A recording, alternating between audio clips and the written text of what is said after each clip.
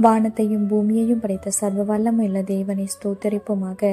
இந்த ஆகஸ்ட் 20 முழுவதும் கண்ணின்மணி போல நம்மை பாதுகாத்து வந்த தேவனுக்கு நன்றி செலுத்துவோமா?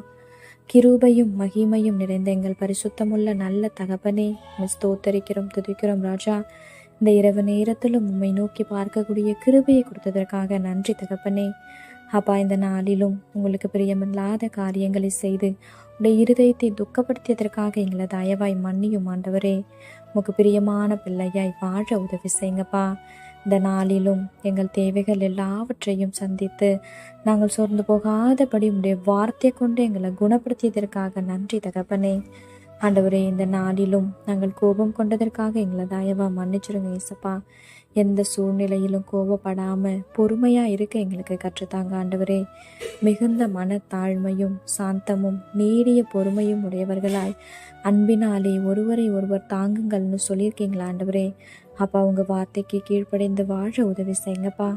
உண்மை போல எல்லாரையும் நேசிக்க கற்றுத்தாரோம். இந்த இரவு நேரத்தில் ஜெபிக்கிற ஒவ்வொருவரையும் ஆசிர்வதிங்கப்பா. அவர்கள் குடும்பங்களையும் நீர் பாதுகாத்து வழிநடத்தும்.